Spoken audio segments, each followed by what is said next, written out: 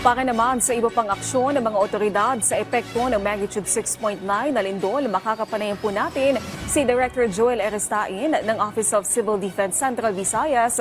Magandang hapon po, Director. Magandang hapon po, ma'am. Sorry, medyo mahina-hina Yes, po. yung signal. Naiintindihan po namin. Opo, sir, hihingi lang sana kami ng update doon sa updated na bilang ng casualty, sugatan, pati na din po yung damage. Hello? Hello, sir. Yes Sir po, Joel. opo. Opo. Yun po. Opo. Opo, sir. Yung ang ating pong validated na number is 26. However, we have reports na umaabot po ng 69. So yung difference po doon, ginagawa po natin is that we are validating it through our local DRRMOs.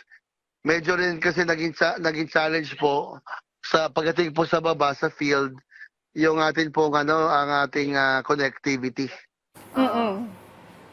At sir, saang lugar po yung pinaka-affected po, yung mga lugar na nagdeklara din po ng state of calamity? May mga reported din po ba na humihingi ng tulong sa mga barangay island? Sorry po, ma'am. Ang mga barangay islands, wala pa naman po pero kinakausap po natin yung kanilang mga local DRRMOs, no? Ang naging naging worry namin diyan ng thank you. Opo, thank you po. Thank you. Sorry ma'am, lang. Taga to. Kasi kanina nanggaling po dito si Secretary Chodoro at meeting po lahat ng focal or mga RDs or ARDs ng ng ating pong response cluster.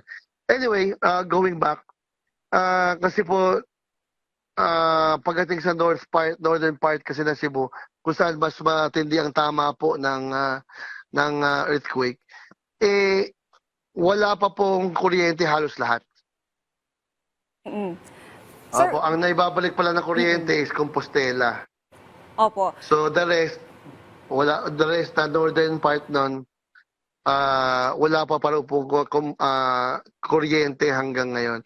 So, pati siguro connectivity, maapektuhan din po talaga. Sir, ongoing pa ba yung search, rescue, and retrieval? Tsaka yung aerial survey ng OCD kaninang umaga, natuloy po ba ito? Natuloy po yung aerial survey. Sorry, kasama po tayo doon. Kaso nga lang, kinukunan po natin ng pictures. Siyempre, pag nasa taas tayo, nakikita natin bubong eh. Ang hindi natin nakikita, yung ilalim ng bubong, kung gaano yung damage.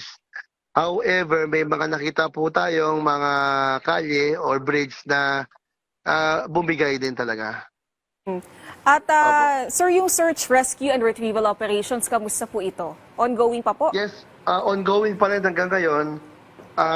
We are closely monitoring that with the BFP, Bureau of Fire Protection.